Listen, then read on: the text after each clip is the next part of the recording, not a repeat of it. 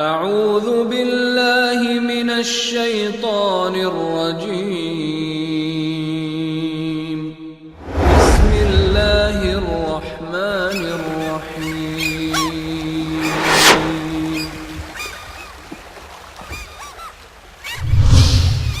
كنتم خير أمة أخرجت للناس تأمرون بالمعروف وتنهون عن المنكر وتؤمنون بالله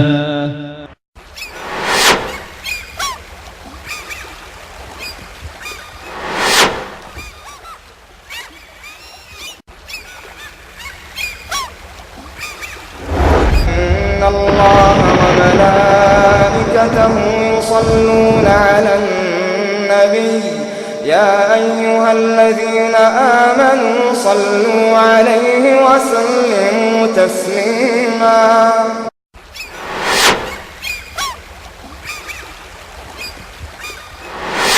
یہود کو یہاں تک معلوم تھا کہ نبی کریم صلی اللہ علیہ وسلم کی ولادت کن دنوں میں اور کن تاریخوں میں ہونے والی.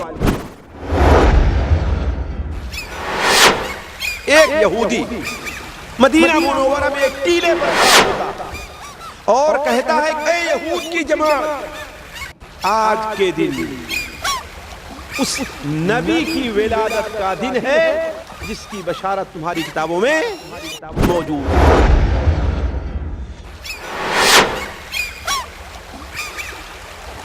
ایک راہب رہا کرتا تھا، نصرانی تھا، یہ یہودی تھا، راہب بحیرہ راہب اس کا نام تھا. بحیرہ راہب نے کیا کہا؟ یہ نبی آخر الزمان.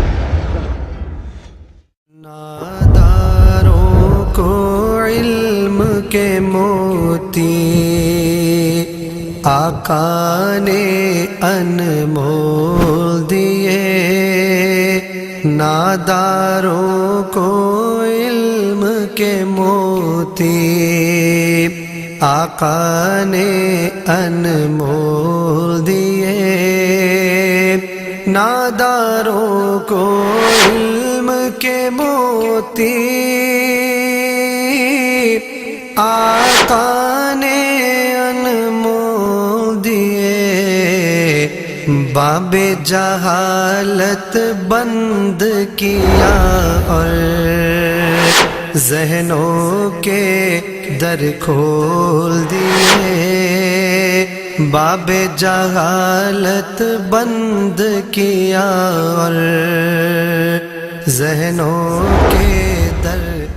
بسم اللہ الرحمن الرحیم. الحمد للہ رب العالمین الرحمن الرحیم مالک یوم الدین ونشهد أن لا إله إلا الله ونشهد أن سيدنا ومولانا محمدا عبده ورسوله أرسله إلى الناس كافة بشيرا ونذيرا. أما بعد، فإن خير الحديث كتاب الله وخير الهدي هدي محمد صلى الله عليه وسلم وشر الأمور محدثاتها وكل محدثة بدعة وكل بدعة ضلالة وكل ضلالة في النار. أعوذ بالله السميع العليم من الشيطان الرجيم. بسم الله الرحمن الرحيم. هو الذي بعث في الأميين رسولا منهم يتلو عليهم آياته ويزكيهم ويعلمهم الكتاب والحكمة وإن كانوا من قبل لفي ضلال مبين. سبحانك لا علم لنا إلا ما علمتنا إنك أنت العليم الحكيم. رب اشرح لي صدري ويسر لي أمري واحلل عقدة من لساني يفقه قولي واحلل عقدة من لساني يفقه قولي. عزیز ساتھیوں اور دور اور نزدیک بیٹھے ہوئے پیارے بھائیوں، السلام علیکم ورحمۃ اللہ وبرکاتہ. پچھلی حدیث میں، پچھلے بیان میں نبی کریم صلی اللہ علیہ وسلم کی سیرت یہاں تک پہنچی تھی کہ آپ صلی اللہ علیہ وسلم کی آمد سے پہلے اللہ تبارک و تعالی نے اس دنیا میں آپ کی برکات، آپ صلی اللہ علیہ وسلم کی وجہ سے دنیا کے اندر بعض ایسی چیزیں ظاہر ہوئیں جو آپ کی آمد کا پیش خیمہ تھیں، جیسے اس مبارک گھر سے ہاتھی والوں کو ناکام و نامراد ذلیل اور خوار ہو کر کے واپس ہو جانا، آپ کے دادا عبد المطلب کا خواب میں چاہے زمزم کے کنویں کا دیکھنا اور اس کی کھدائی، اور سب سے اہم یہ کہ نبی کریم صلی اللہ علیہ وسلم کے والد ماجد حضرت عبداللہ، جن کے بارے میں یہ تھا کہ ان کے والد نے یعنی آپ صلی اللہ علیہ وسلم کے دادا نے یہ نظر مانی تھی کہ انہیں اللہ تبارک و تعالیٰ کے راستے میں قربان کر دیا جائے گا، لیکن جب آپ صلی اللہ علیہ وسلم کے چچا، آپ کی پھوپھیاں اور قریش کے دیگر بڑے لوگ اس بارے میں آڑے آئے کہ یہ قریش میں ایک سنت بن جائے گی کہ جو بھی اپنے بیٹے سے زیادہ محبت کرنا چاہے گا وہ اسے لا کر کے اس گھر کے پاس، اس مبارک کنویں کے پاس اللہ تبارک و تعالیٰ کے نام پر ذبح کر دے گا، لہذا آپ اس سے بعد آئیں۔ تو جیسا کہ پچھلی مجلس میں بیان کیا گیا کہ ان کے نام پر قربان اونٹ کا پانسا نکالا گیا، 10 اونٹ زیادہ کیے جاتے تھے، یہاں تک جب 100 اونٹ پہنچ گئے تو عبداللہ کے نام قرآن نکلنے کے بجائے کس کے نام نکل رہا ہے؟ اونٹوں کے نام، اور یہی 3 بار کیا تو عبد المطلب کو شرح صدر ہوا کہ اب اونٹ ذبح کیے جائیں اور عبداللہ کو ذبح نہ کیا جائے۔ اس وقت عبداللہ کی عمر کیا تھی، آپ صلی اللہ علیہ وسلم کے والد ماجد کی عمر کیا تھی، اس سلسلے میں کچھ نہیں کہا جا سکتا، اس لیے کہ کوئی صحیح روایت اس سلسلے میں وارد نہیں ہے، لیکن یہ بات ضرور ہے کہ جب آپ کے والد ماجد ذبح ہونے سے محفوظ رہے، بچ گئے، تو ان کے والد یعنی آپ کے چچا کو یہ فکر لاحق ہوئی کہ ان کی شادی ہو جانی چاہیے۔ اب اس کے لیے قریش خاندان کی ایک عزیز محترم خاتون اور اپنے قبیلے بنو زہرہ جو قصی کی اولاد میں سے، کلاب کی اولاد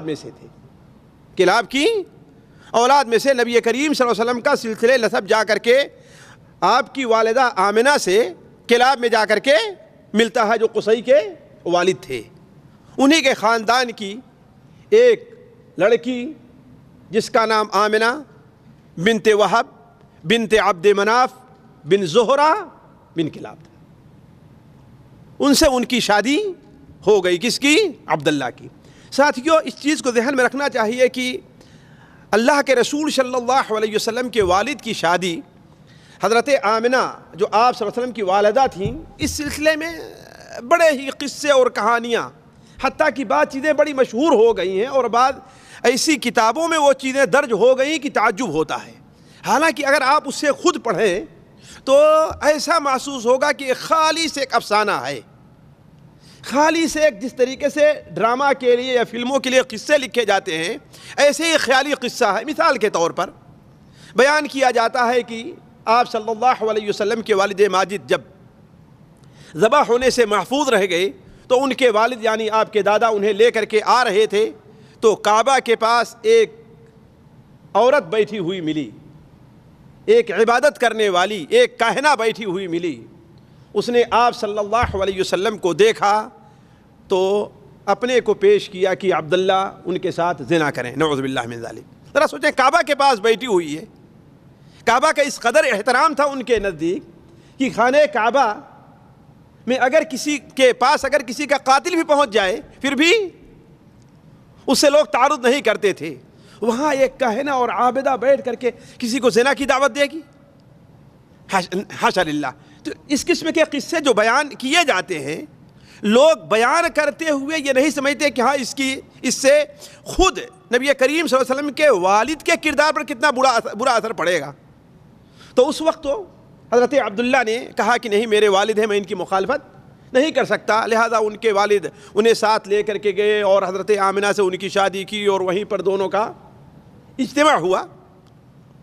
اور پھر اس کے بعد دوبارہ حضرت عبداللہ آتے ہیں اس عورت کے پاس، تو وہ عورت آپ کو اپنے آپ کو آپ کے سامنے پیش نہیں کر رہی ہے اور کہتی ہے کہ جو نور آپ کی پیشانی پر تھا وہ نور اب آپ کے پاس نہیں رہ گیا ہے۔ یہ خالص من گھڑت قصہ ہے، اس کی کوئی حقیقت نہیں ہے۔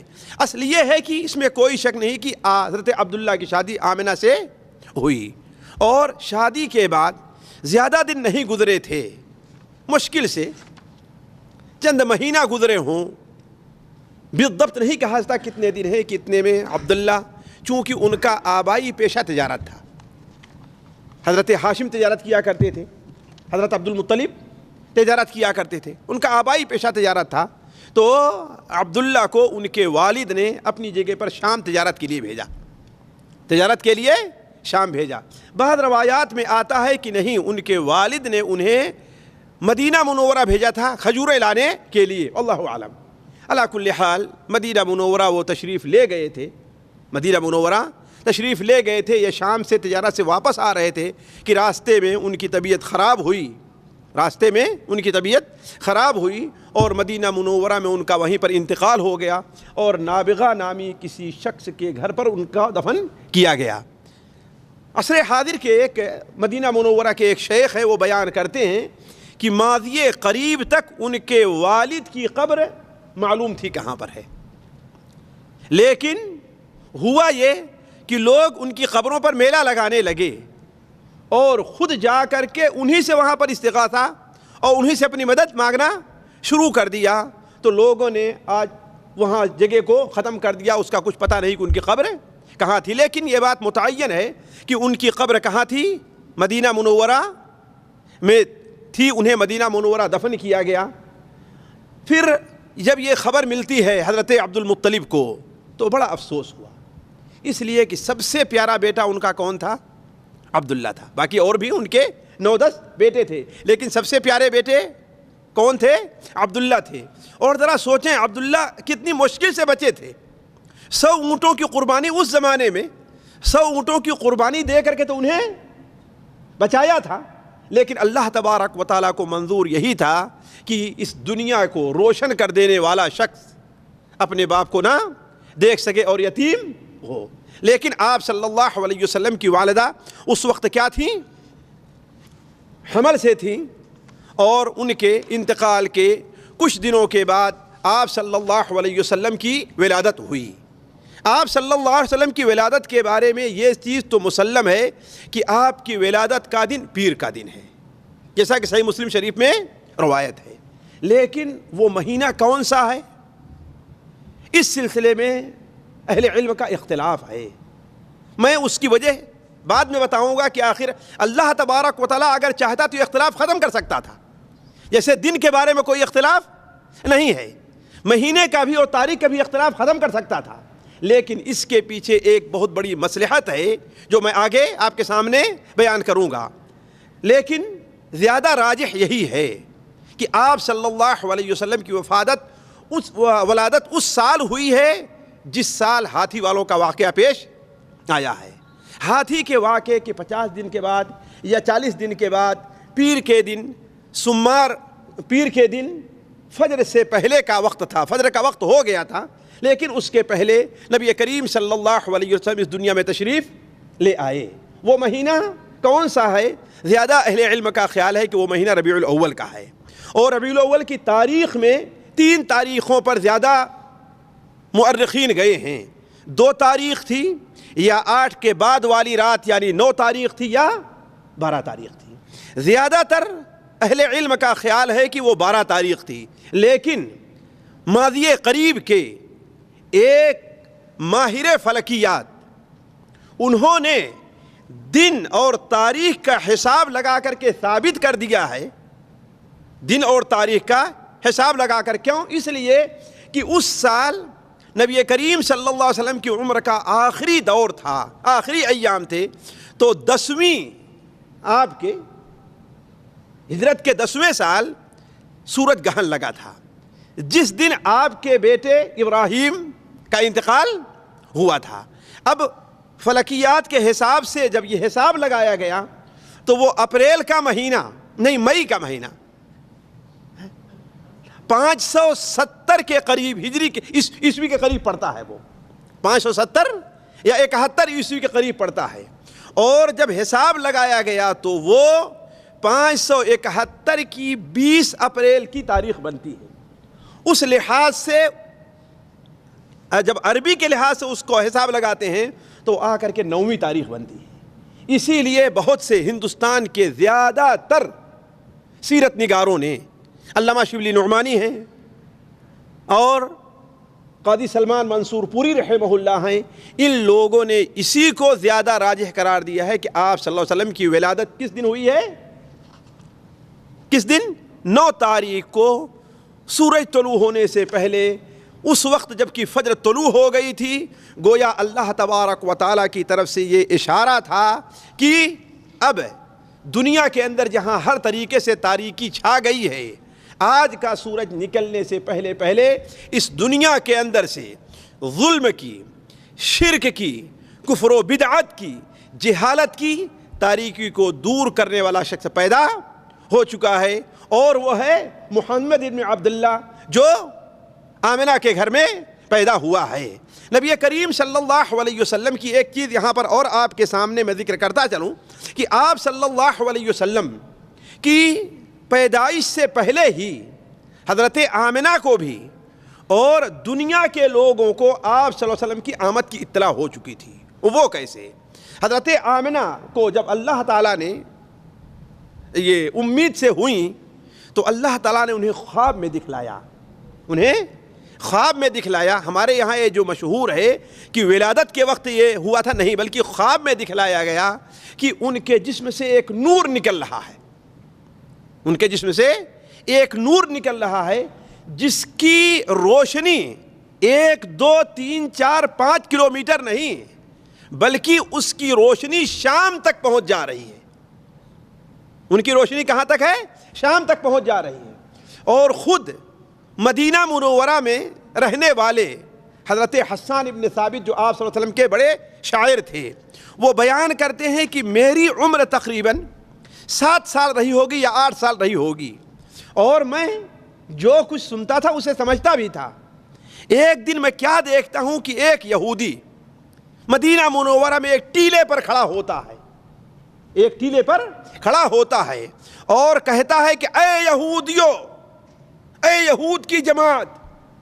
جب اس کی آواز سن کر کے سارے لوگ اکٹھا ہو جاتے ہیں تو وہ کہتا ہے کہ آج کے دن اس نبی کی ولادت کا دن ہے جس کی بشارت تمہاری کتابوں میں موجود ہے۔ گویا کہ یہود کو یہاں تک معلوم تھا کہ نبی کریم صلی اللہ علیہ وسلم کی ولادت کن دنوں میں اور کن تاریخوں میں ہونے والی ہے۔ اس کی سب سے واضح مثال حضرت زید ابن عمرو ابن نفیل جو مدینہ منورہ میں ان لوگوں میں تھے جو موحد تھے آپ کی آمد سے پہلے، بلکہ بخاری شریف میں ہے کہ ایک بار آپ صلی اللہ علیہ وسلم ان کے سامنے گوشت پیش کیا تو کہا میں یہ گوشت نہیں کھاتا جو گوشت اللہ تعالیٰ کا نام لے کر کے ذبح نہیں کیا جاتا ہے۔ وہ دین حق کی تلاش میں چاروں طرف گئے، یہاں تک کہ شام پہنچ گئے۔ شام میں گئے، ان کی ملاقات یہودیوں سے ہوئی، نصارہ سے ہوئی، ہر ایک سے ہوئی۔ تو یہودیوں نے ان سے کیا کہا تھا کہ تم کہاں کے رہنے والے ہو؟ کہا کہ ہم عرب کے رہنے والے ہیں۔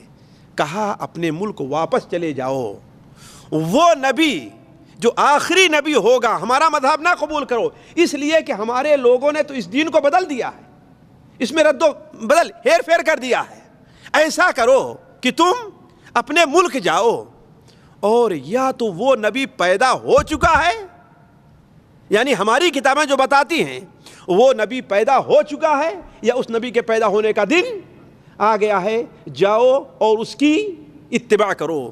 لیکن کرنا یہ تھا کہ زید ابن عمرو بن نفیل یہ اکیلے امت تھے اپنے وقت میں، انہوں نے نبی کریم صلی اللہ علیہ وسلم کا زمانہ تو پایا ہے لیکن نبوت کا زمانہ نہیں پایا۔ لیکن پھر بھی آپ صلی اللہ علیہ وسلم نے فرمایا کہ ہم نے ان کے لیے دیکھا ہے کہ جنت میں اللہ نے ایک گھر بنایا ہے۔ یہ اکیلے امت اٹھائے جائیں گے، کیوں؟ اس لیے کہ اگرچہ دین ابراہیمی مٹ گیا تھا پھر بھی وہ دین حق پر موجود تھے. وہ خانہ کعبہ کو ایسے ٹیک لگا کر کے بیٹھتے تھے اس لیے کہ عرب کے لوگ بکریاں، اونٹ اور چیزیں لا کر کے اپنے بتوں کے نام پر زمزم کے پاس اور دوسری جگہ ذبح کیا کرتے تھے. تو خانہ کعبہ کو ٹیک لگا کر کے بیٹھتے تھے اور کہتے اے مکہ کے لوگو، اے قریش کے لوگو، تمہاری عقل پر پتھر پڑے ہیں. سوچو بکری کو پیدا کس نے کیا ہے؟ اللہ نے پیدا کیا ہے. آسمان سے بارش کس نے نازل کی؟ اللہ نے، جس سے سبزہ اگا ہے. بکری اس سبزے کو کھا کر کے پلتی ہے لیکن پھر اسے تم لے جا کر کے بتوں کے نام پر ذبح کرتے ہو. تو وہ توحید پر تھے اس لیے اللہ تبارک و تعالیٰ قیامت کے دن انہیں اکیلے امت اٹھائے گا. تو عرض کرنے کا مقصد ہے کہ نبی کریم صلی اللہ علیہ وسلم کی آمد کی اطلاع اور پیش خیمے کے طور پر، خوشخبری کے طور پر لوگوں میں مشہور اس قدر تھی کہ تاریخ کے یعنی بالکل بالضبط تقریباً تاریخ تک کا علم لوگوں کو تھا. نبی کریم صلی اللہ علیہ وسلم کی پیدائش ہوئی تو یہ خبر سب سے پہلے آپ کے دادا کو ملتی ہے. آپ کے دادا نے نبی کریم صلی اللہ علیہ وسلم کا نام محمد رکھا، آپ کی والدہ نے آپ کا نام احمد رکھا. یہ دو آپ کے نام ہیں جو آپ کے ذاتی نام ہیں. البتہ آپ کے صفاتی نام بہت زیادہ ہیں، بلکہ بعض لوگوں نے تو آپ صلی اللہ علیہ وسلم کے صفاتی نام 99 تک پہنچائے ہیں، بلکہ اس سے بھی زیادہ ذکر کیا ہے. البتہ حدیثوں میں آپ صلی اللہ علیہ وسلم کو جو نام ملتے ہیں، آپ کا ایک نام ماہی ہے، بخاری شریف میں ہے. آپ نے فرمایا میرے 5 نام ہیں، صحیح بخاری شریف میں ہے. میں محمد ہوں، میں احمد ہوں، میں ماہی ہوں، جس سے اللہ تبارک و تعالیٰ کفر کو مٹا دے گا. میں حاشر ہوں کہ میرے ہی پیچھے سارے لوگوں کا حشر ہوگا. سب سے پہلے قیامت دن کس کو اٹھایا جائے گا؟ مجھے اٹھایا جائے گا. میں عاقب ہوں، عاقب یعنی میرے بعد اب کوئی نبی آنے والا نہیں ہے. تورات کے اندر بھی آپ کا نام المتوکل ہے، جو اللہ تبارک و تعالیٰ پر توکل کرنے والا ہوگا. تو المتوکل ہے، البشیر ہے، النذیر ہے، حرزا للأمیین ہے. یہ سارے نام آپ صلی اللہ علیہ وسلم کے ہیں. البتہ آپ صلی اللہ علیہ وسلم کا ذاتی نام جو ہے وہ قرآن مجید میں محمد وارد ہے اور پچھلی کتابوں میں کیا؟ احمد ہے. تورات میں اور انجیل میں کیا نام آیا ہے آپ کا؟ احمد ہے. جیسا کہ خود اللہ تعالیٰ قرآن مجید فرماتا ہے یأتی من بعد اسمہ احمد، میرے بعد ایک نبی آنے والا جس کا نام احمد ہوگا. لیکن قرآن مجید میں نبی کریم صلی اللہ علیہ وسلم کو کس سے پکارا گیا ہے؟ محمد سے. وما محمد الا رسول الذي انزل على محمد محمد رسول اللہ. تو آپ صلی اللہ علیہ وسلم نام قرآن مجید میں محمد ہے اور پچھلی کتابوں میں آپ کا نام کیا ہے؟ احمد ہے. البتہ آپ کے صفاتی نام اور بھی بہت زیادہ ہیں، بشیر ہے، نذیر ہے، مبین ہے، یہ سارے نام آپ کے ہیں. لیکن آپ کے دادا نے آپ کا جو نام رکھا تھا وہ کیا رکھا تھا؟ محمد رکھا تھا. بلکہ آپ کے دادا نے یہ نام کیوں رکھا تھا؟ کیوں رکھا تھا آخر یہ نام؟ اس کی 2 وجہ علماء نے لکھی ہے. ایک وجہ تو یہ ہے کہ عبد المطلب تجارت کے لیے باہر ملکوں میں جایا کرتے تھے، تو شام گئے تو ان کی شکل اور صورت اور شباہت کو، ظاہر بات پوتے کو دادے سے مشابہت ہوتی ہے. دیکھ کر کے بعد یہودیوں نے کہا کہ یہ کہاں کا رہنے والا ہے، کون ہے یہ؟ ہاں یہ ہے، نام کیا ہے اس کا؟ یہ ہے. کہا اس کے نسل سے اگر یہ نہیں ہے تو ایک شخص کا پیدا ہوگا جس کا نام محمد ہوگا، محمد ہوگا. اسی لیے عبد المطلب نے ان کا نام کیا رکھا تھا؟ محمد رکھا تھا. اور یہ بھی لوگوں سے کہا کہ ہم آپ کا نام محمد اس لیے رکھ رہے ہیں تاکہ آپ کی تعریف دنیا والے بھی کریں اور آسمان والے بھی اور زمین والے دونوں آپ کی تعریف کریں. آپ صلی اللہ علیہ وسلم کا خود عبد المطلب ہی نے ختنہ بھی کیا. ساتھیوں، جو یہ مشہور ہے کہ آپ کا آپ اس حالت میں پیدا ہوئے تھے کہ آپ کا ختنہ ہوا تھا، یہ بات صحیح نہیں ہے. میں یہاں پر رک کر دوں، ہمارے بعض بھائیوں کو یہ تعجب ہوگا کہ میں جگہ جگہ یہ باتیں عرض کرتے جا رہا ہوں کہ یہ چیز ثابت نہیں ہے.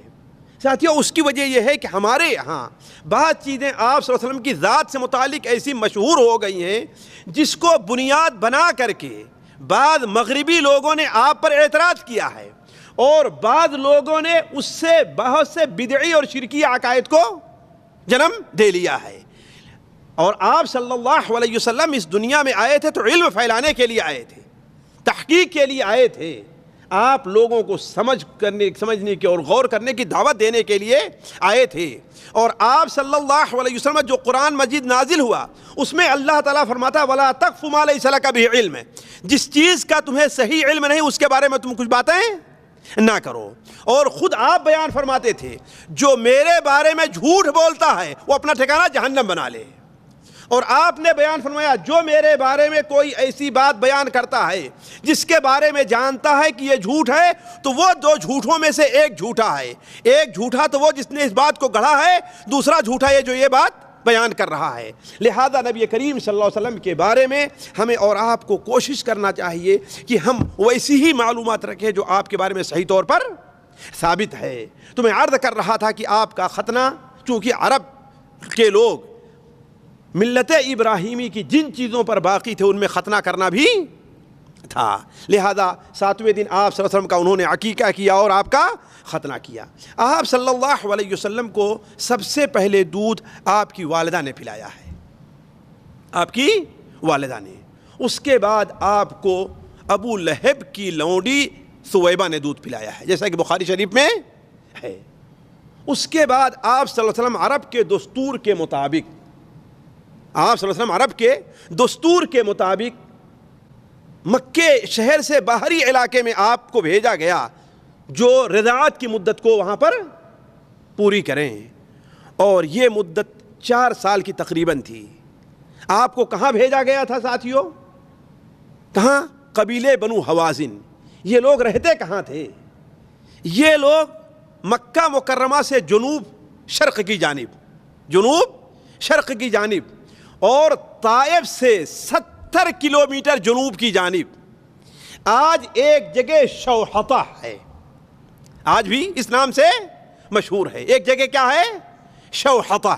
یہی وہ اصل جگہ ہے جہاں پر آپ صلی اللہ علیہ وسلم نے رضاعت کی مدت گزاری ہے۔ شوحطہ طائف سے کتنا ہے جنوب کی جانب؟ 70 یا 80 کلومیٹر ہے۔ آج وہاں پر ایک گاؤں آباد ہے، اور اچھی آبادی ہو گئی الغاز جیسے، بلکہ اس سے بھی زیادہ ہو۔ تو آپ صلی اللہ علیہ وسلم نے رضاعت کی مدت وہاں پر گزاری ہے، اور جنہوں نے آپ کو دودھ پلایا تھا ان کا نام کیا تھا؟ حلیمہ سعدیہ تھا۔ لیکن ساتھیوں یہ بات تو حقیقت ہے کہ آپ نے حوازن میں رہ کر کے، بنو سعد میں رہ کر کے آپ صلی اللہ علیہ وسلم نے رضاعت کی مدت گزاری ہے۔ لیکن یہ جو قصہ ایک لمبا بیان کیا جاتا ہے کہ حضرت حلیمہ سعدیہ، وہ خشک سالی کا زمانہ تھا، حلیمہ سعدیہ آئیں ایک دبلی پتلی اونٹنی کے اوپر، اور آپ ان کے بچہ تھا، خود ان کے پاس اتنا بھی دودھ نہیں تھا کہ اپنا بچہ پی سکے، اور لے کر کے آئیں تو آپ چونکہ یتیم تھے لہذا آپ کو کوئی قبول کرنے کے لیے تیار نہیں تھا۔ حلیمہ کو جب کوئی بچہ نہیں ملا تو انہوں نے کس کو قبول کر لیا؟ آپ کو قبول کر لیا، اور آپ کو لے کر کے جانے لگیں تو آپ کی برکت ظاہر ہوئی۔ ساتھیوں یہ چیز قصے کے لحاظ سے بھی، سند کے لحاظ سے اور عقل کے لحاظ سے بھی ماننے کے لائق نہیں ہے، اگرچہ بہت مشہور ہے۔ کیوں؟ اس لیے کہ ذرا آپ سوچیں، آپ کے دادا اتنے غریب اور مسکین نہیں تھے کہ آپ کے دودھ کا صحیح معاوضہ نہ دے سکیں۔ خود سوچیں، مکے کے سردار تھے، اپنے بیٹے کے بدلے 100 اونٹ قربان کرنے کے لیے تیار ہو گئے تھے، اور ابرہا جب آیا تھا تو 300 زائد اونٹ ان کے پکڑ کر کے لے کر گیا تھا، اور تجارت کہاں سے کہاں تک کیا کرتے تھے؟ شام سے لے کر کے یمن تک تجارت کیا کرتے تھے، اور مکے کے خانہ کعبہ کے سب سے بڑے متولی تھے۔ تو کسی عورت کے لیے یہ تو باعث شرف تھا، فخر کی باعث تھا کہ مکہ مکرمہ خانہ کعبہ کا جو متولی ہے اس کا بچہ ہمارے پاس ہے۔ ہمارا صحیح نہیں صحیح ہے؟ لیکن جو لوگ قصے بیان کرنا شروع کرتے ہیں ان باتوں پر توجہ نہیں دیتے ہیں۔ اور دوسری چیز، جب اس کے پاس اتنا بھی دودھ نہیں تھا کہ اپنا بچہ اس سے پی لیتا جیسا کہ کہا جاتا ہے، تو دوسرے بچے کو لینے کیوں آئی تھی وہ؟ تو کہنے کا مطلب یہ جو لمبا سق، نعوذ باللہ من ذالک ساتھیوں، نبی کریم صلی اللہ علیہ وسلم کی برکات کا انکار نہیں ہے۔ آپ کی برکت کا جو سلسلہ ہے لامتناہی ہے، آپ کی برکت تو اس دنیا میں آپ کی آمد سے پہلے ظاہر ہونا شروع ہو گئی تھی، آپ کی آمد کے بعد تو اس برکت میں بڑا اضافہ ہوا، اور آپ صلی اللہ علیہ وسلم کی برکت ہی ہے ساتھیوں کہ ہم اور آپ یہاں پر بیٹھے ہیں۔ اگر آپ صلی اللہ علیہ وسلم ہماری زندگی سے نکل جائیں تو ہم اور آپ کسی چیز کے لائق نہیں ہیں، ہماری آپ کی کوئی حیثیت نہیں ہے اگر ہماری زندگی سے آپ نکل جائیں تو۔ ذرا دیکھیں ابو جہل اور ابو لہب کی زندگی سے محمد ابن عبداللہ صلی اللہ علیہ وسلم نکل گئے تو مکے کے سردار ہونے کے باوجود ان کی کوئی حیثیت رہ گئی کوئی حیثیت؟ لیکن ابو حضرت بلال جو ایک زرخرید غلام تھے، کالے کلوٹے تھے، اگر ان کی زندگی میں اللہ کے رسول صلی اللہ علیہ وسلم چلے آئے تو انہیں کیا مقام حاصل ہوا ہے کہ خانے کعبہ پر کھڑے ہو کر کے، کہ ہم اور آپ آج کل چھونے کے لیے ترستے ہیں خانے کعبہ کو، اس میں داخل ہونے کی بات تو بہت دور کی ہے۔ یہ مقام بلال کو مل گیا رضی اللہ تعالیٰ عنہ کہ خانے کعبہ پہ کھڑے ہو کر کے اذان دے رہے ہیں۔ تو آپ صلی اللہ علیہ وسلم کی برکات کا حاشا للہ انکار نہیں ہے۔ مسئلہ یہ ہے کہ آپ کے بارے میں جو چیز ہمیں جانی جائے اور معلوم رہے وہ حق کے اوپر مبنی اور صحیح دلائل کے اوپر مبنی ہونی چاہیے۔ کہیں سے ایسا نہ ہو کہ آپ صلی اللہ علیہ وسلم کی ذات پر یا آپ کے خاندان پر کسی بھی اعتبار سے آنچ آ جائے۔ تو عرض کرنے کا مقصد کہ یہ قصہ بڑا مشہور ہے اور لمبے بلکہ گھنٹوں اس قصے کو لوگ بیان کرتے ہیں، اونٹنے کے واپس جانے کا اور پھر اس کی برکت کا اور آپ کو وہاں پر رہنے کا۔ ہم یہ نہیں کہتے کہ آپ میں کوئی برکت نہیں تھی، لیکن یہ قصہ جو بیان کیا جا رہا ہے وہ صحیح نہیں ہے۔ نبی کریم صلی اللہ علیہ وسلم نے ہمیں یہی بتایا ہے کہ جو بات تم کہو اور بیان کرو وہ تحقیق کے بعد ہونی چاہیے۔ لیکن ساتھیوں یہ بات اس میں کوئی شک نہیں ہے کہ نبی کریم صلی اللہ علیہ وسلم کیا تھے؟ حوازن میں جا کر کے آپ نے دودھ کی مدت گزاری ہے، اس میں کوئی شک نہیں ہے۔ اس کی سب سے واضح دلیل یہ ہے کہ ایک صحابی نے یہ سوال کیا کہ اے اللہ کے رسول صلی اللہ علیہ وسلم آپ اپنے بارے میں کچھ بتائیے تو آپ صلی اللہ علیہ وسلم نے کہا کہ ہاں، میں اپنے باپ ابراہیم کی دعا کا نتیجہ ہوں۔ عیسیٰ ابن مریم نے میرے بعد خوشخبری دی ہے، اور جب میں اپنی ماں کے پیٹ میں بطور حمل کے تھا تو میری ماں نے دیکھا کہ ان سے ایک نور نکل رہا ہے جو ساری دنیا کو روشن، شام تک کی چیزیں روشن ہو جا رہی ہیں، اور تم لوگوں کو تعجب ہوگا کہ میری زبان اتنی فصیح کیوں ہے، میری لغت اتنی فصیح کیوں ہے؟ اس کی وجہ ہے کہ وَاسْتَرْضَعْتُ فِي بَنِي سَعَد، بنو سعد میں رہ کر کے ہم نے دودھ پیا ہے۔ تو اس میں کوئی شک نہیں ہے آپ کی پرورش کہاں ہوئی ہے؟ بنو سعد میں ہوئی ہے۔ اور اس کی سب سے اور واضح دلیل آگے آپ بتائیں گے آپ کو ہم کہ جب غزوہ حنین کا واقعہ پیش آیا تو غزوہ حنین میں آپ صلی اللہ علیہ وسلم کے مد مقابل جو لوگ تھے سارے کے سارے عام طور پر حوازن کے لوگ تھے، وہی لوگ تھے، لیکن اللہ تبارک و تعالیٰ نے آپ کو جیسے آئندہ آئے گا اس میں کامیاب کیا، مسلمانوں کو فتح نصیب ہوئی، تو سارے کے سارے اس میں اونٹ بھی ہیں، بکریاں بھی ہیں، عورتیں بھی ہیں، بچے بھی ہیں، لوگ بھی ہیں، گرفتار ہو کر کے آتے ہیں۔ تو ہوتا یہ ہے کہ ان کا شاعر ہمارے خیال سے اس کا نام ہے زہیر ابن سرد، وہ کھڑے ہو کر کے کہتا ہے اے اللہ کے رسول صلی اللہ علیہ وسلم، ہم آپ ہی سے ملتے جلتے لوگ ہیں، یہ جو عورتیں یہاں پر قید ہیں ان میں آپ کی خالائیں بھی ہیں، اس لیے کہ دودھ پیتی خالائیں ہیں آپ کی اس میں چچیاں بھی ہیں۔ اگر یہ بات ہم کسی اور کے پاس جا کر کے کہتے تو ہمارے اوپر رحم کرتا، آپ تو بہترین رحم کرنے والے ہیں۔ امن علینا رسول اللہ فی کرم فإن المرء نرجوہ فإنک المرء نرجوہ وندخر، یہ لمبا سا انہوں نے ایک شعر پڑھا، تو آپ صلی اللہ علیہ وسلم نے کیا فرمایا کہ جو ہمارا اور بنو عبد المطلب کا ہے میں سارے کے سارے لوگوں کو آزاد کرتا ہوں۔ نتیجہ یہ ہوا کہ تمام مسلمانوں نے ہزاروں کے ہزاروں جو لوگ تھے سارے لوگوں کو آزاد کر دیا۔ تو اس میں تو یہ کوئی شک کی بات نہیں ہے کہ آپ صلی اللہ علیہ وسلم حلیمہ سعدیہ کے پاس دودھ پیے ہیں، وہاں آپ زندگی بسر کیے ہیں، اور یہ مدت 4 سال یا 6 سال کی بتائی جاتی ہے، 4 سال یا 6 سال کی. کہا جاتا ہے کہ جب 2 سال کی مدت پوری ہو گئی، اور یہ بھی ہے کہ ہر 6 مہینے پر حلیمہ سعدیہ آپ کو لا کر کے اپنی والدہ کو، آپ کی والدہ کو دکھا کر کے جایا کرتی تھیں، والدہ کو دکھا کر کے جایا کرتی تھیں. تو جب آپ 6 سال 2 سال کے ہوئے تو حلیمہ سعدیہ آپ کو لے کر کے آئیں، حلیمہ سعدیہ آپ کو لے کر کے آئیں. لیکن اس وقت مکہ مکرمہ میں کسی قسم کی ایک وبا پھیلی ہوئی تھی، جس کی وجہ سے آپ کر کے چلی گئیں. اور واپس لے کر کے چلی گئیں تو ساتھیوں وہاں پر آپ صلی اللہ علیہ وسلم کے سینے کو چاک کرنے کا واقعہ پیش آیا ہے، کہ آپ صلی اللہ علیہ وسلم کے سینے کو وہاں پر چاک کیا گیا ہے.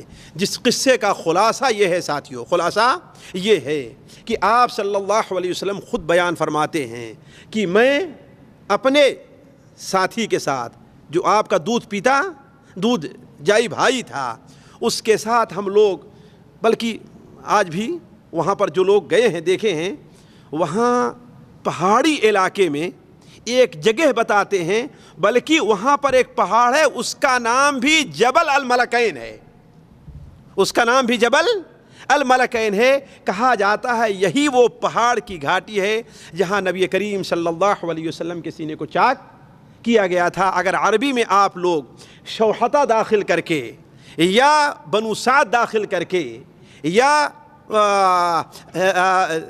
ذئیبی داخل کر کے اگر آپ جائیں تو آپ کو وہ فوٹو دکھائی دے گا کہ آپ صلی اللہ علیہ وسلم بکریاں آپ چرا رہے تھے اپنے دودھ پیتے بھائی کے ساتھ، کہ اتنے میں یاد آیا کہ آج تو ہم لوگوں نے کھانے پینے کی کوئی چیز ساتھ لیا ہی نہیں ہے. لہذا آپ نے اپنے بھائی سے کہا کہ میں بکریاں دیکھ رہا ہوں، جاؤ اپنی امی کے پاس، امی سے اور کچھ کھانے پینے کی چیز لے کر کے آؤ. کہا جب وہ چلا گیا تو اتنے میں گدھ سے بڑے 2 پرندے جو سفید رنگ کے تھے بالکل آپ کے قریب اڑتے ہوئے آتے ہیں. ان میں سے ایک کہتا ہے یہ وہی ہیں، یہ وہی ہیں. تو دوسرا کہتا ہے ہاں یہ وہی ہیں. کہا یہ کہنا تھا کہ وہ میرے پاس دوڑ کر کے آئے. ان میں سے ایک نے مجھے پکڑا اور زمین پر لٹا دیا، لٹا کر کے میرے سینے کو چاک کیا. سینے کو چاک کرنے کے بعد دل کو نکالا، اور دل کو نکالنے کے بعد پھر دل کو چاک کیا، اور اس میں سے 2 کالے کالے ٹکڑے چھوٹے چھوٹے نکالے، اور کہا یہ شیطان کا حصہ ہے. کیا فرمایا؟ یہ شیطان کا حصہ ہے. اس کے بعد سونے کی تستری میں زمزم کے پانی، ایک بار اولے سے ایک بار برف کے پانی سے آپ صلی اللہ علیہ وسلم کے سینے کو دھویا، اور پھر اس کے بعد آپ کے دل کو دھولا اور سینے میں رکھ کر کے اس کو بند کر دیا. دوبارہ کہتا ہے اس کو سل بھی دو. صحیح مسلم شریف میں حضرت انس بن مالک بیان فرماتے ہیں کہ بڑے ہونے کے بعد بھی سلائی کا نشان ہم آپ کے سینے میں دیکھتے تھے. حالانکہ اللہ تبارک و تعالیٰ ساتھیوں اس بات پر قادر تھا کہ بغیر سلائی کے نشان بھی باقی رہے بھی دل کو جوڑ سکتا تھا نا. لیکن لوگوں پر مزید حجت قائم کرنے کے لیے، تاکہ لوگوں کو صرف حق الیقین ہی نہ رہے بلکہ عین الیقین حاصل ہو جائے کہ ہم نے دیکھا بھی ہے. حضرت انس بن مالک بیان فرماتے آپ کے خادم تھے کہ سینے کے سلائی کا نشان آپ کے سینے میں ہم دیکھتے تھے. اس کے بعد سینے کو بند کر دیا، اور اس کے بعد ترازو لایا گیا. ایک فرشتہ دوسرے سے کہتا ہے ایک پلے میں ان کو رکھو اور ایک پلے میں ان کے امت کے اتنے لوگوں کو. کہا کہ یہاں تک کہ 1000 لوگوں کو رکھا، ایک پلے میں مجھے، ایک پلے میں 1000 کو. کہا اتنے زیادہ ایک دوسرے کے اوپر تھے، مجھے ڈر لگا کہیں میرے اوپر نہ گر جائیں، کہیں میرے اوپر بھی نہ گر جائیں. پھر بھی جب تولا گیا تو کس کا پلہ بھاری پڑا ہے؟ حضرت محمد مصطفیٰ صلی اللہ علیہ وسلم کا پلہ بھاری پڑا. فرشتے نے کہا کہ صرف 1000 پر نہیں، اگر ان کی امت کے پورے لوگوں کو ایک پلے میں رکھو اور انہیں ایک پلے میں رکھو تو کن کا پلہ بھاری ہوگا؟ ظاہر بات ہے نبی کریم صلی اللہ علیہ وسلم کا مقابلہ کوئی اور کر سکتا ہے؟ تو وہیں پر آپ صلی اللہ علیہ وسلم کے سینے کو چاک کرنے کا واقعہ پیش آیا. اتنے میں وہ شخص آتا ہے اور دوسرے دور کے جو چرواہے تھے وہ بھاگتے ہوئے حضرت حلیمہ کے پاس جاتے ہیں حلیمہ سعدیہ رضی اللہ عنہ کے پاس جاتے ہیں اور کہتے ہیں کہ ارے وہ ہمارا مکے کا جو بھائی ہے اس کے ساتھ ایسا ایسا معاملہ پیش آیا، اسے تو قتل کیا جا رہا ہے، یہ ہے۔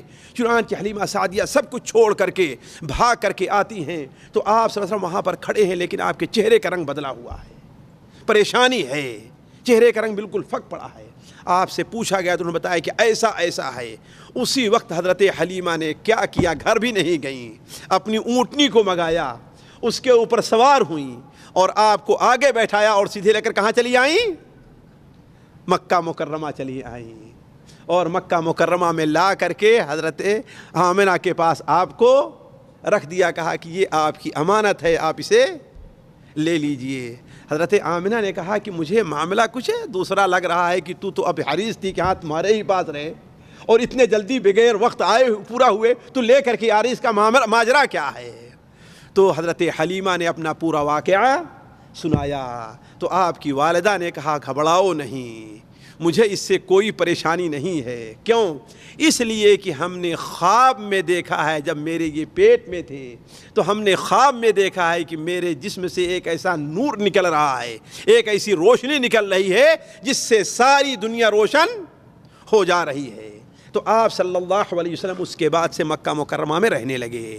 کچھ دن ابھی آپ مکہ مکرمہ میں رہے کہ آپ صلی اللہ علیہ وسلم کی والدہ کے بھی اس دنیا سے رخصت ہونے کا وقت آ گیا۔ اللہ تبارک و تعالی شاید یہ چاہتا تھا کہ یہ بچہ بالکل ہی یتیم رہے، کہیں اس کے اوپر بعد میں الزام نہ لگایا جائے کہ یہ اپنے والدین کی وراثت چاہتا ہے، یا یہ نہ لگایا جائے کہ اس کے والدین نے اسے بہت کچھ پڑھایا لکھایا ہے۔ اس کی تربیت صرف کس کے اوپر ہونی چاہیے؟ اللہ رب العالمین کے اوپر۔ اسی لیے ایک حدیث جسے علماء کہتے ہیں معنی کے لحاظ سے صحیح ہے، آپ نے بیان فرمایا ادبنی ربی فاحسن تادیبی، میرے رب نے میری تربیت کی ہے، میرے رب نے میری سے تعلیم دی ہے اور بڑی بہترین تربیت میری کی ہے۔ چنانچہ ہوا یہ کہ چونکہ مدینہ منورہ سے بنو مطلب کے خاندان کا ایک گہرا تعلق تھا، آپ کے والد کا ننھیال کہاں تھا؟ مدینہ منورہ تھا۔ آپ کے والد کا ننھیال کہاں تھا؟ مدینہ منورہ تھا، ہے نا؟ بلکہ عبد المطلب کا ننھیال بھی کہاں تھا؟ مدینہ، بلکہ آپ کے والد بلکہ عبد المطلب کا ننھیال کہاں تھا؟ مدینہ منورہ تھا۔ تو آپ صلی اللہ علیہ وسلم، زیادہ روایات میں آتا ہے کہ آپ تھے، آپ کی والدہ تھیں، اور آپ کے والد میں جو بطور میراث کے آپ کو 3 چیزیں ملی تھی ساتھیوں۔ 4 اونٹ ملے تھے میراث میں، بکریوں کا ایک ریوڑ ملا تھا، اور ایک لونڈی جنہیں ام ایمن کہا جاتا تھا، حبشہ کی رہنے والی تھی، جن کا نام برکہ تھا۔ کیا نام تھا ان کا؟ برکت ان کا نام تھا۔ یہ 3 چیزیں آپ کو وراثت میں ملی تھیں، وراثت میں یہ 3 چیزیں ملی تھیں۔ کیا؟ 4 اونٹ تھے، بکریوں کا ایک ریوڑ تھا، اور ایک لونڈی۔ تو کہا جاتا ہے کہ آپ کی والدہ اپنی لونڈی کو لے کر کے، لیکن بعض روایات میں ہے کہ آپ کے ساتھ آپ کے دادا بھی جا رہے تھے، آپ کے دادا بھی گئے تھے۔ مدینہ منورہ آپ کو لے کر کے گئیں۔ اس وقت مدینہ منورہ کی بہت سی باتیں آپ کو یاد ہیں۔ چنانچہ آپ دوبارہ جب مدینہ منورہ ہجرت کر کے آئے، اس وقت مدینہ کا نام کیا تھا؟ یثرب تھا۔ ہجرت کر کے آئے تو آپ کہتے کہ یہی تالاب ہے جس میں ہم نے تیرنا سیکھا ہے، یہی وہ پہاڑ کا ٹیلا ہے جس پر انیسا نامی ایک بچی کے ساتھ میں کھیلا کرتا تھا، یہی وہ گھر ہے جس میں میرے والد کی قبر ہے، اور یہی وہ جگہ ہے جہاں بچوں کے ساتھ مل کر کے میں پرندے اڑاتا تھا۔ طبقات ابن سعد کی روایت ہے۔ تو آپ کو اس وقت کی کچھ باتیں بہت دنوں تک یاد رہیں۔ تو آپ صلی اللہ علیہ وسلم اپنی والدہ کے ساتھ وہاں پر کتنے دن رہے؟ 1 مہینہ، وہاں پر 1 مہینہ رہے۔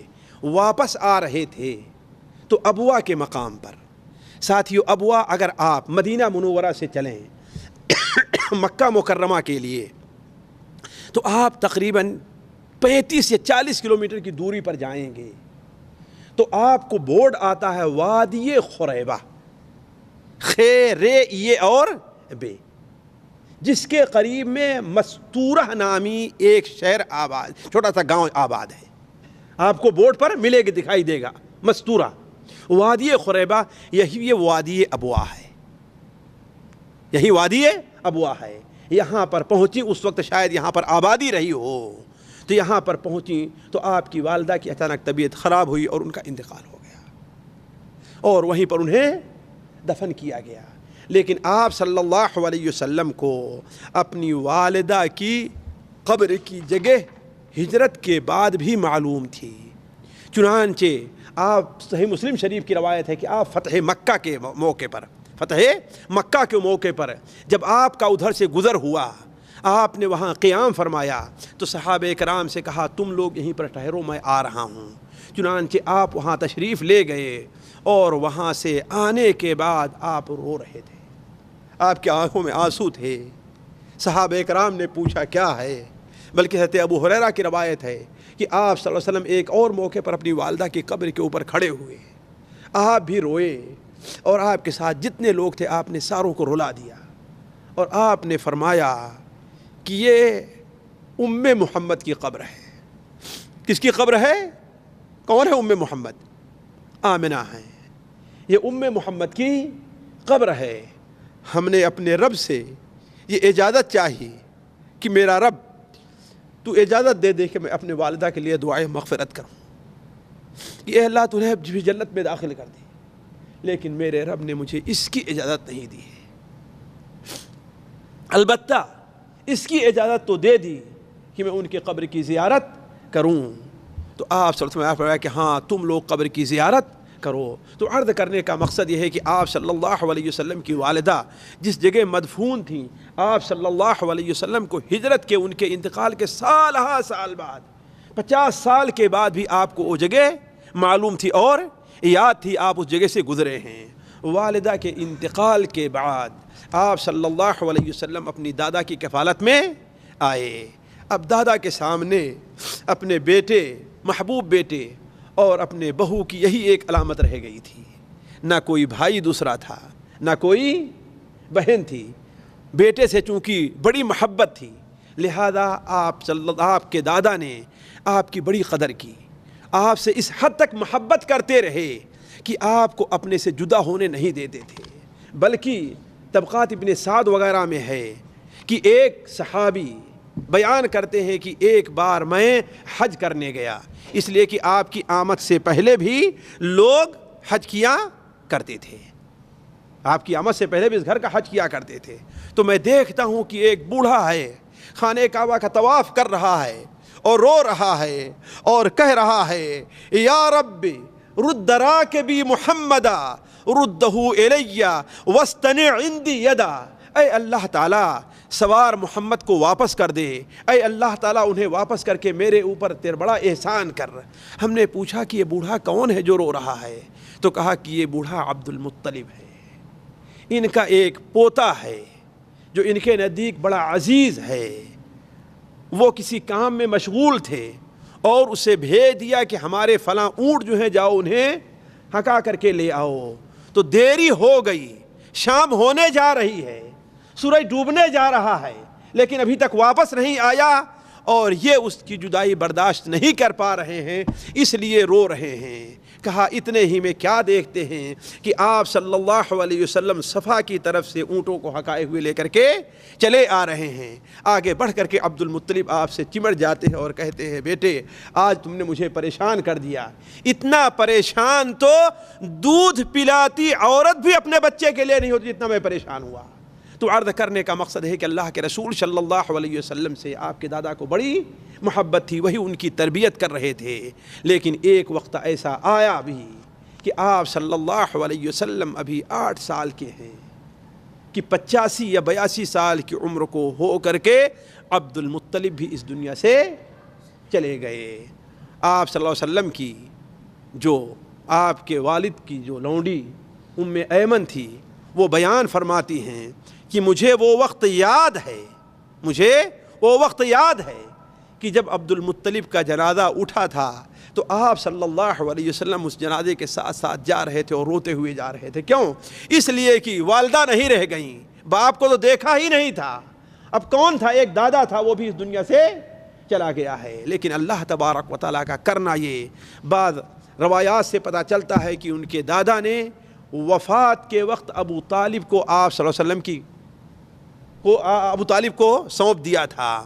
لیکن بعض لوگوں نے تحقیق کی ہے کہ نہیں، آپ کو زبیر ابن عبد المطلب آپ کے چچا ہیں ان کے حوالے کیا تھا. علی کل حال ابو طالب یا جس کو بھی آپ کو سونپا گیا تو ابو طالب آپ کے ساتھ بڑی محبت کرتے تھے، اپنے ساتھ رکھے. حالانکہ ابو طالب مال کے اعتبار سے اپنے باپ کے طریقے سے نہیں تھے، اس لیے کہ باپ پیسے والا تھا، 10 بھائی تھے. جب ترکہ تقسیم ہوا ظاہر بات کوئی زیادہ ملتا ہے، کسی کو کم اس وقت کے لحاظ سے، اور کوئی اس کو بڑھانا چاہے مال کو بڑھانا طریقہ جانتا ہے اور کوئی اس کے اندر تصرف کرنا نہیں جانتا. تو آپ صلی اللہ علیہ وسلم ابو طالب کی کفالت میں تو آئے.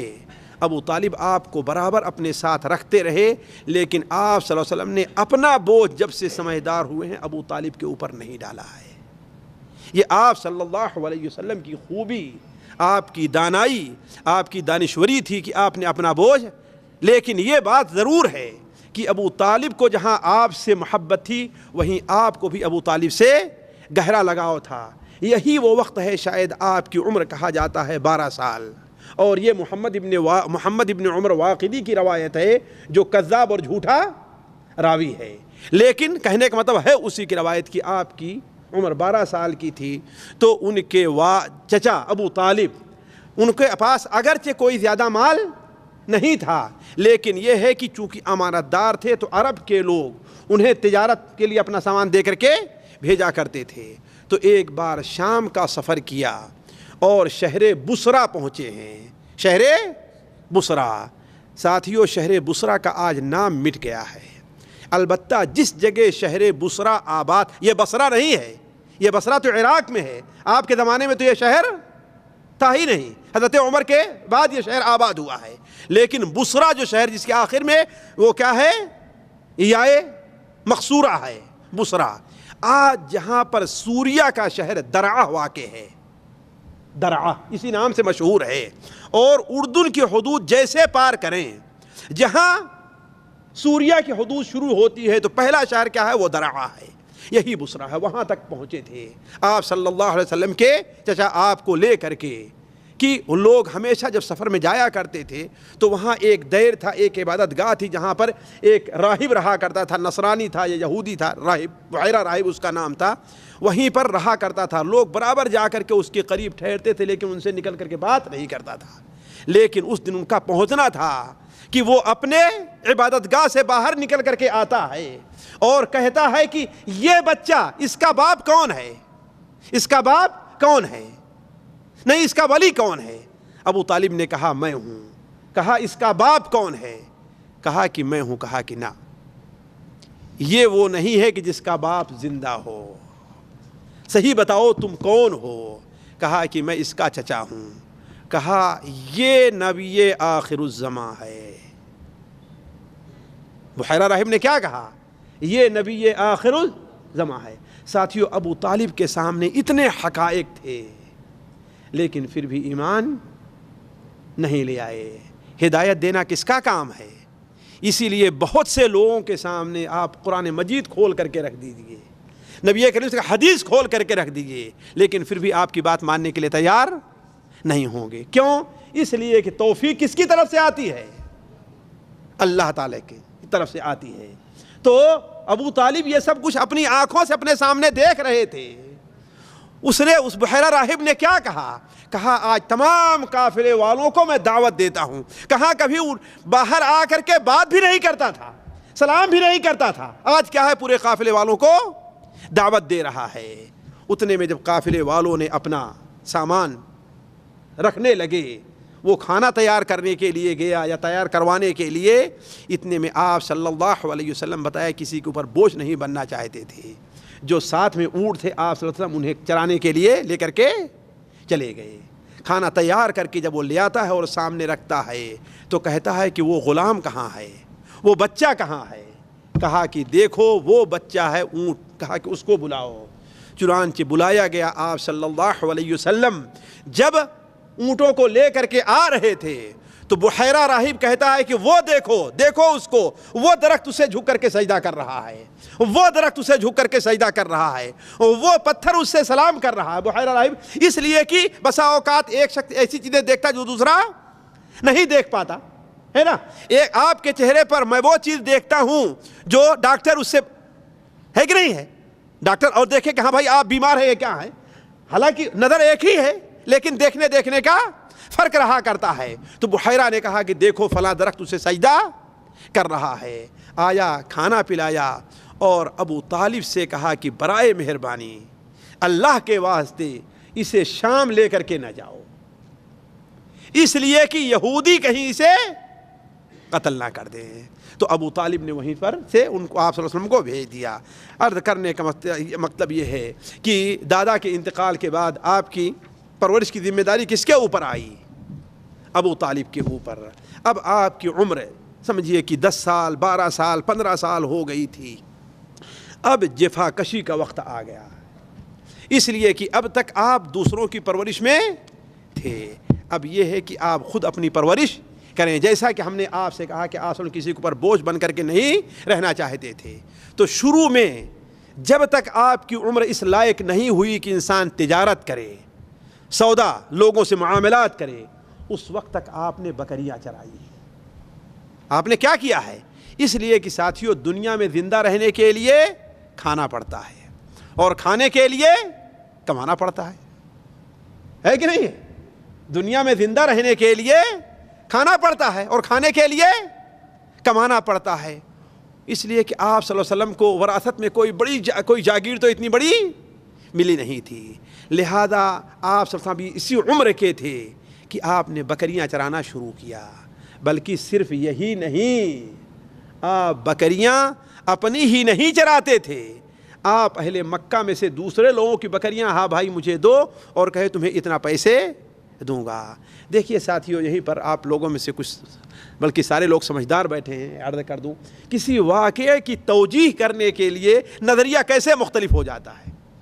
یورپ کے لوگوں نے، مستشرقین نے، جن کو آپ صلی اللہ علیہ وسلم کی کوئی حرکت نہیں بھاتی ہے، وہ کیا کہتے ہیں کہ ابو طالب انہیں بہت پریشان کر کے رکھتے تھے، انہیں ذلیل کر کے رکھتے تھے، ان سے بکریاں چروایا کرتے تھے۔ سے کیا کرتے تھے؟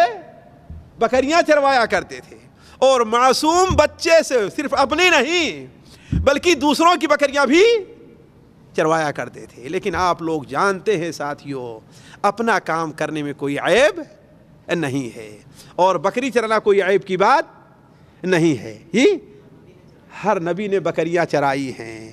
اسی لیے ایک بار آپ صلی اللہ علیہ وسلم کسی سفر میں تھے تو جھربیلی ایک بیر ہوتی ہے جو چھوٹے چھوٹے دانے ہوتے ہیں نا، ہمارے ہاں جھربیری کہتے ہیں اس کو، لوگ اسے توڑنے لگے تو آپ نے کہا دیکھو جس پھل کا کالا رنگ ہو گیا ہے اس کو توڑ کر کے کھاؤ، وہ زیادہ میٹھی ہوگی۔ صحابہ کرام نے کہا اے اللہ کے رسول، ایسا لگتا ہے کہ آپ نے بکریاں بھی چرائی ہے؟ کہا کہ ہاں ہم نے بکریاں چرائی ہیں، اجیاد کے مقام پر مکہ کے پہاڑوں میں اہل مکہ کی بکریاں چند قیرات کے عوض چرایا کرتا تھا، اور میں ہی نہیں ہم سے پہلے جتنے نبی تھے ان سارے لوگوں نے بکریاں چرائی ہیں۔ بلکہ امام بخاری رحمہ اللہ، یہ موضوع سے خارج بات ہے لیکن موضوع سے متعلق ہے، آپ کے سامنے رکھ دیتا ہوں۔ امام بخاری رحمہ اللہ اپنی کتاب الادب المفرد میں ایک حدیث نقل کرتے ہیں کہ صحابہ کرام ایک جگہ بیٹھے ہوئے تھے، کچھ لوگ اونٹوں والے تھے اور کچھ لوگ بکریوں والے تھے اور کچھ لوگ گائے بھینس والے تھے۔ یہ صحیح ہے؟ گائے بھینس وہاں کہاں تھی اللہ کے بندے؟ حرم میں آپ نے کہیں بھینس دیکھا ہے؟ ہاں، تو کچھ لوگ اونٹوں والے تھے اور کچھ لوگ بکریوں والے تھے، کچھ لوگ بکریوں والے تھے۔ اونٹ والے اپنے جانور اور اپنی تعریف بیان کرنا شروع کیا۔ ہوتا ہے نا آپس میں ایک دوسرے سے، کوئی آپ لوگ آپس میں بیٹھتے تو ہوتا ہے کہ ہاں بھائی میں یہ کام کرتا ہوں، اچھا ہے، وہ ہر آدمی اپنے کام کی بڑائی بیان کرتا ہے۔ بکریوں نے اپنی تعریف کرنا شروع کی، تو آپ صلی اللہ علیہ وسلم نے ارشاد فرمایا کہ بعث موسیٰ وہو راعی غنم وبعث ابراہیم وہو راعی غنم وبعثت انا وانا ارعى غنما لاهلی باجیاد. یہ کوئی شرم کی بات نہیں ہے، بلکہ بہتر کیا ہے؟ بکری والے ہیں. بہتر کیا ہیں؟ بکری والے ہیں. کیوں؟ حضرت موسیٰ علیہ السلام نبی بنائے گئے حالانکہ وہ بھی بکریاں چرایا کرتے تھے. حضرت ابراہیم علیہ السلام کو نبی بنایا گیا اور وہ بھی بکریاں چرایا کرتے تھے. اور میں خود اپنے گھر والوں کی بکریاں اجیاد کا مقام جانتے ہیں؟ آج بھی مکے میں مشہور ہے کہ نہیں؟ اجیاد کے مقام میں ہی بکریاں چرایا کرتا تھا. بلکہ بعض روایات میں ہے کہ داؤد علیہ السلام بھی بکریاں چرایا کرتے تھے. جب آپ صلی اللہ علیہ وسلم اس عمر کے ہو گئے، اس عمر کے پہنچ گئے کہ اب آپ صلی اللہ علیہ وسلم اکیلے باہر سفر کر سکیں، لوگوں کے ساتھ لین دین کر سکیں، لوگوں کے ساتھ سودا بازی کر سکیں، تو آپ صلی اللہ علیہ وسلم نے تجارت کا پیشہ اختیار کیا. کیوں؟ اس لیے کہ تجارت آپ کا آبائی پیشہ تھا.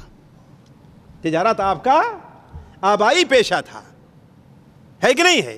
آپ کے دادا تجارت کرتے تھے، آپ کے والد تجارت ہی کے لیے گئے تھے تو راستے میں بیمار ہوئے اور ان کا انتقال ہوا. آپ کے پردادا ہاشم نے تو آج کل جو تجارتی معاہدہ عالمی پیمانے پر ہوتا ہے واللہ جہاں تک پہنچ سکتے تھے، اہل یمن سے اور اہل شام سے تجارتی معاہدے کیا. انہوں نے تجارتی معاہدے کیے اور یہ عہد لیا کہ ہاں بھائی ادھر سے ہمارا قافلہ گزرے گا تو آپ لوگوں کو ان کی حفاظت کرنی ہوگی، ادھر سے ہمارا قافلہ گزرے گا تو آپ لوگوں کو ان کی حفاظت کرنی ہوگی. تو آپ صلی اللہ علیہ وسلم کا کہہ سکتے ہیں کہ آبائی پیشہ کیا تھا؟ تجارت تھا. لہذا آپ صلی اللہ علیہ وسلم نے تجارت کیا. تعجب کریں گے، آپ صلی اللہ علیہ وسلم مشرق میں احسا تک تجارت کرتے ہوئے پہنچے ہیں. کہاں؟ احسا. آج کے دیکھا ہے نا، یعنی گویا مکہ مکرمہ سے 1200-1300 کلومیٹر. اس وقت دیکھیے آپ کہاں تک آئے. چنانچہ ہوا یہ مسند احمد کے اندر روایت ہے کہ جب بنو عبد القیس کا وفد آپ کی خدمت میں حاضر ہوا، آپ صلی اللہ علیہ وسلم کی خدمت میں حاضر ہوا، تو آپ صلی اللہ علیہ وسلم نے پوچھا، ان سے منع کیا کہ تم حنتم میں، دبا میں، یہ ان کے برتنوں کے نام تھے، ان کے برتنوں کے نام تھے. کچھ برتن وہ بنائے جاتے تھے، وہ کوہڑا جسے ہمارے ہاں کہتے ہیں نا، وہ جسے کہتے ہیں یہاں دبا کہتے ہیں، وہ اس کو ہے نا، اس میں اس کو اندر سے خالی کر کے اس میں کچھ شراب بنایا نشہ جس میں جلدی آیا کرتا تھا. اور کچھ برتنوں کو مٹی کے ہوتے تھے لیکن اس پر کوئی مادہ زفت وغیرہ کا لگاتا تھا جس کو کہ نشہ جلدی آیا کرتا تھا. تو آپ نے ان کو ان برتنوں میں پانی پینے سے منع کیا. تو ان میں سے ایک نے کہا کہ اللہ کے رسول، یہ ایسا لگتا ہے کہ آپ وہاں تک پہنچے ہوئے ہیں، آپ کو کیا معلوم یہ سب برتن تو یہاں پائے ہی نہیں جاتے. کہا کہ تم مجھ سے پوچھتے کہ وہ کیا ہے؟ اچھا یہ بتاؤ کہ تمہارے یہاں سب سے مضبوط جگہ کون سی ہے، تمہارا سب سے مضبوط قلعہ کون سا ہے؟ تو انہوں نے کہا کہ المشقر. آپ نے فرمایا اللہ کی قسم میں اس قلعے میں داخل ہوا ہوں اور اس قلعے کی چابی بھی ایک وقت میرے پاس تھی. کہا اس کے بعد یہ بھی عین زرارہ عبد القصر سے مشہور عین تھا، اس چشمے تک بھی میں پہنچا ہوں، اس چشمے تک بھی میں پہنچا ہوں. تو کہنے مطلب آپ صلی اللہ علیہ وسلم مشرق میں کہاں تک تجارت کے لیے گئے؟ احسا تک پہنچے. مغرب میں آپ شام تک گئے. مغرب میں نہیں بلکہ شمال، مغرب میں تو جدہ تھا، ادھر جانے کے تھا. مشرق میں آپ کہاں تک گئے؟ شمال میں شام تک گئے. اور آپ صلی اللہ علیہ وسلم جنوب میں، شمال میں آپ شام تک گئے، جنوب میں آج خمیس مشیط جہاں پر ہے نا بلجورشی، آپ وہاں تک پہنچے ہیں آپ صلی اللہ علیہ وسلم. آپ نے اتنا، اور ایک دو بار نہیں، آپ نے کئی بار. آپ بلجورشی تو 2 بار آپ نے خدیجہ رضی اللہ کا سامان لے کر کے گئے ہیں. اور ہر بار یہ معاملہ طے تھا کہ آپ لے جائیے میرا سامان، آپ کو ایک مضبوط اونٹ بطور عوض کے میں دوں گی. تو آپ 2 بار تو بلجورشی تک پہنچے ہیں. آپ نے اتنی لمبی تجارت کی ہے. تو عرض کرنے کا مقصد ہے کہ آپ صلی اللہ علیہ وسلم نے تجارت کرنا شروع کیا، اور تجارت ہی کی وجہ سے ہوا یہ کہ آپ صلی اللہ علیہ وسلم، چونکہ حضرت خدیجہ رضی اللہ تعالی عنہا مکے کی سب سے مالدار عورت تھی، بلکہ یہ کہا جاتا ہے پورے مکے والوں کا جتنا تجارتی سامان ہوتا تھا حضرت خدیجہ کا اکیلے ہوا کرتا تھا۔ تو حضرت خدیجہ کو کسی امانت دار، ہوشیار، طاقتور، ذمہ دار آدمی کی ضرورت تھی۔ ظاہر بات ہے پورے مکہ میں محمد ابن عبداللہ صلی اللہ علیہ وسلم سے بہتر کوئی دوسرا آدمی نہیں ہو سکتا تھا، لہذا انہیں شام بھی بھیجا حضرت خدیجہ نے۔ اس طرح یمن کی طرف یمن کی طرف بلجرشی جو ہے اس وقت یمن کا علاقہ تھا، وہاں تک بھی آپ گئے۔ پھر اس کے بعد آپ صلی اللہ علیہ وسلم کی عمر جب 25 سال کی تھی، اور حضرت خدیجہ کے بارے میں مشہور ہے کہ 40 سال تھی، لیکن یہ بات صحیح نہیں ہے۔ حضرت خدیجہ کی عمر اس وقت محمد ابن اسحاق کا بیان ہے کہ 28 سال عمر تھی، اور یہ عمر شادی کے لیے معقول بھی ہے اور بچے کی پیدائش کے لیے بھی، اس لیے کہ حضرت خدیجہ سے آپ کی تمام اولاد حضرت ابراہیم کے سوا ہوئی ہیں۔ اب 40 سال کی جو عورت ہو اس سے اتنی اولاد ہوئی ہے عام طور عادتاً کیا ہے، اس لیے زیادہ صحیح قول یہ ہے کہ حضرت خدیجہ کی عمر کتنی تھی، 28 سال تھی۔ حضرت خدیجہ کی 2 بار اس سے پہلے شادی ہو چکی تھی، اور اب 2 ان کے شوہر لگاتار انتقال کر گئے، تو انہوں نے شادی کا ارادہ ترک کر دیا تھا، لیکن چونکہ پیسے والی تھیں اور آپ صلی اللہ علیہ وسلم سامنے تھے، لہذا آپ صلی اللہ علیہ وسلم کو اپنے ایک سہیلی یا اپنی ایک بہن کے ذریعے پیغام بھجوایا۔ تو آپ صلی اللہ علیہ وسلم نے اپنے چچا زبیر اور ابو طالب کو اس کے لیے بھیجا، اور معاملہ طے ہوا، تو آپ صلی اللہ علیہ وسلم کی شادی ہو گئی۔ اس سلسلے میں ساتھیوں ہمارے یہاں بتایا کہ ایک قصہ یہ بیان کیا تھا کہ حضرت خدیجہ رضی اللہ تعالیٰ عنہ تو شادی کرنا چاہتی تھیں، لیکن ان کے والد خویلد بن اسد بن عبد العزہ وہ نہیں چاہتے تھے۔ بھلا بتائیے اللہ کے رسول صلی اللہ علیہ وسلم کوئی نہیں چاہے گا؟ مکہ مکرمہ میں آپ سے بہتر بھی کوئی تھا؟ لوگ فخر سمجھتے تھے کہ اتنا امانت دار آدمی کوئی میرا داماد بن جائے، تو یہ بات نہیں بلکہ عام باہمی رضامندی سے آپ کی شادی ہوئی۔ تو آپ صلی اللہ علیہ وسلم نے حضرت خدیجہ کے شادی کے بعد آپ نے ان کا پورا کاروبار سنبھال لیا ہے۔ تو حضرت خدیجہ کے بارے میں کچھ اور کہنے کے بجائے وقت ہمارے خیال سے زیادہ ہو گیا ہے، اب میں یہیں پر اپنی بات آج ختم کرتا ہوں۔ البتہ یہ ہے کہ اس سلسلے میں ہمیں آپ کو کیا فوائد ملتے ہیں وہ چند فائدے میں آپ کے سامنے ذکر کرتا ہوں۔ پہلی چیز یہ ہے ساتھیوں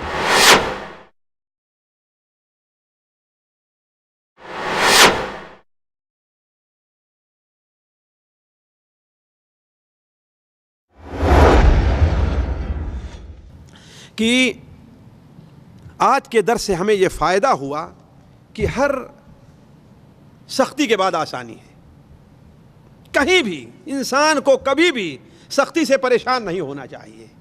ذرا سوچئے نبی کریم صلی اللہ علیہ وسلم نے کتنی سختیاں اٹھائی ہیں۔ یتیم پیدا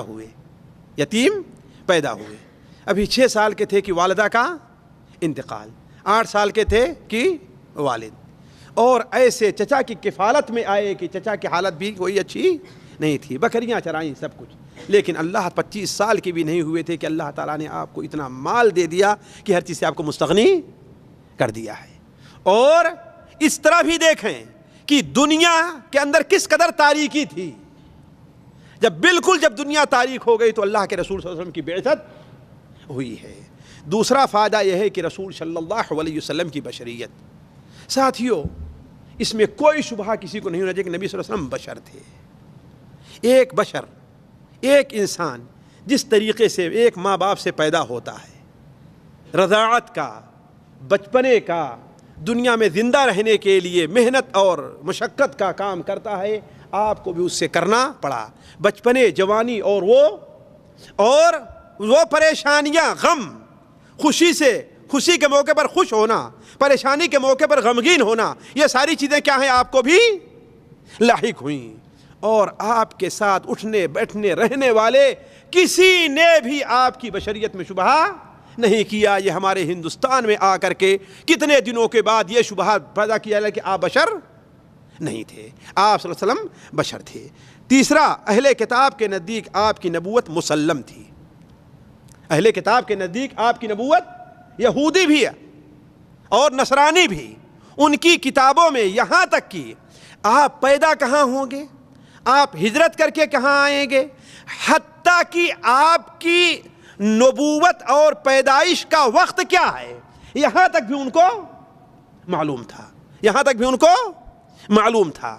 لیکن اس کے باوجود لوگ حسد کی بنیاد پر آپ پر ایمان لانے کے لیے تیار نہیں ہوئے۔ اس کا کچھ ذکر آپ کے سامنے بعد میں ہوگا۔ چوتھا فائدہ ساتھیو یہ کہ محنت اور مزدوری کوئی عیب نہیں ہے۔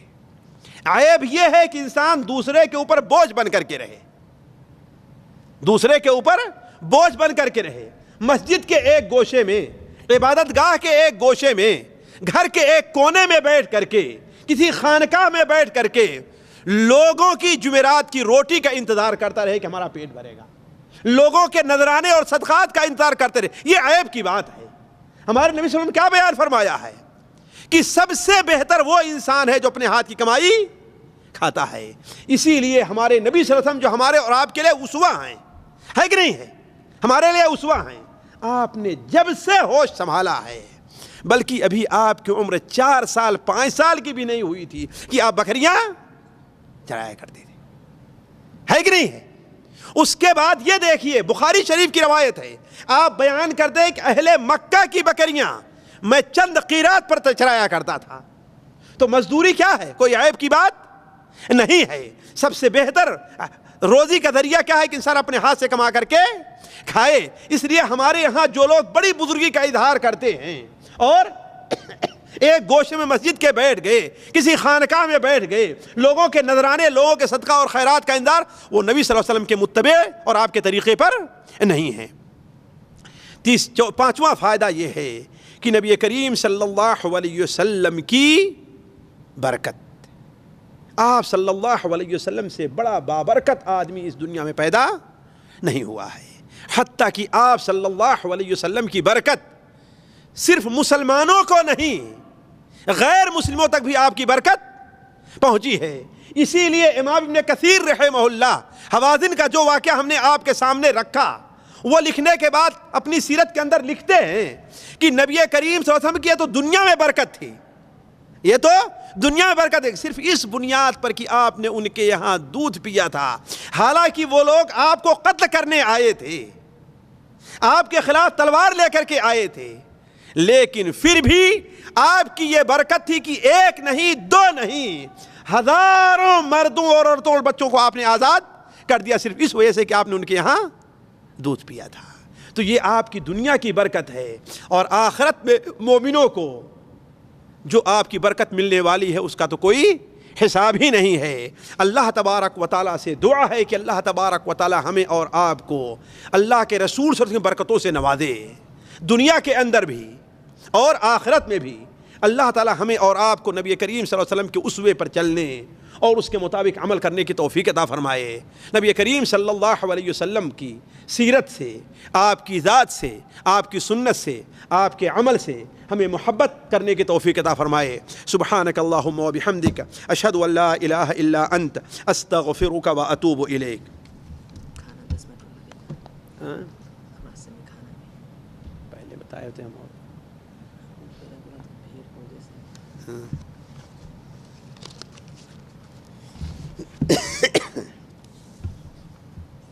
تعجب ہوتا ہے کہ اللہ کے رسول صلی اللہ علیہ وسلم کہ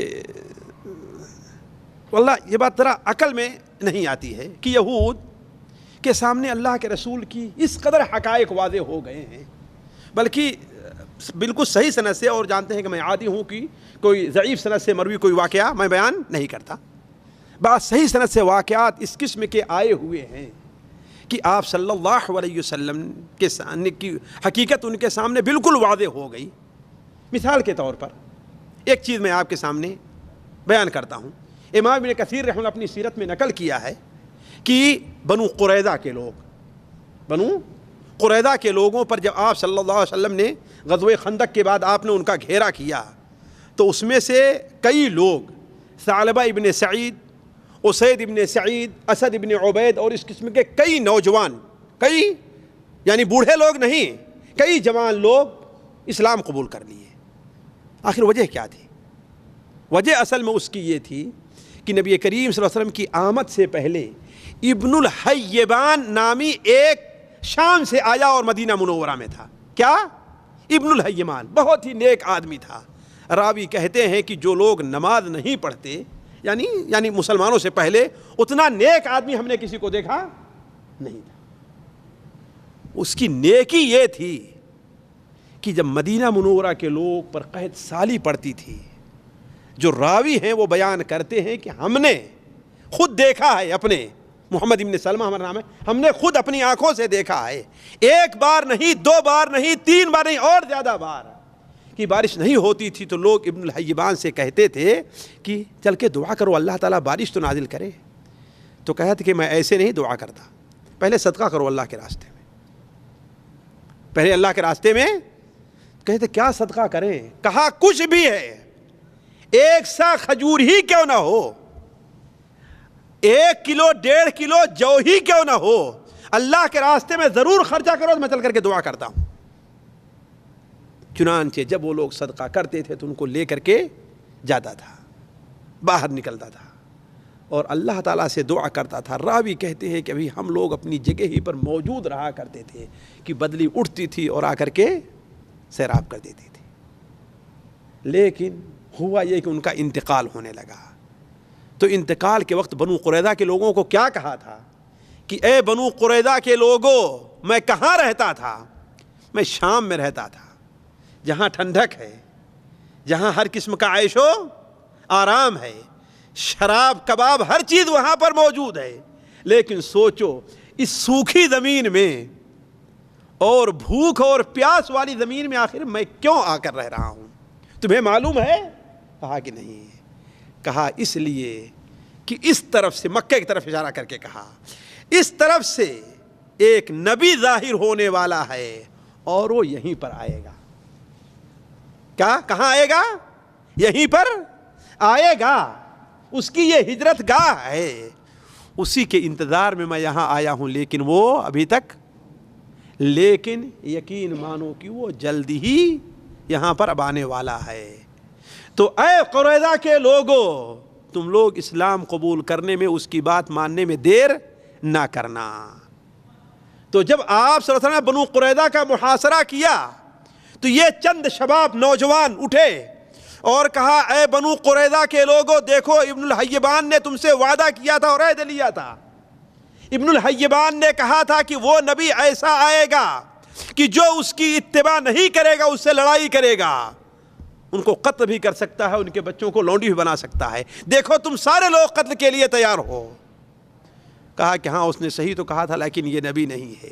ان 4-5 نوجوانوں نے کہا نہیں ہے، یہی نبی ہے. چنانچہ وہاں سے بھاگ کر کے انہوں نے اسلام قبول کر لیا. تو وہ تو محفوظ رہ گئے اور باقی قریظہ کے لوگ قتل ہونے کے لیے تیار. تو تعجب ہوتا ہے کہ اتنے حقائق واضح ہونے کے باوجود بھی وہ اسلام لانے کے لیے تیار نہیں ہوتے تھے. چلیے خیر، باقی یار زندہ صحبت باقی اگلی مجلس انشاءاللہ. سبحانک اللہم و بحمدک، اشہد ان لا الہ الا انت، استغفرک و اتوب الیک.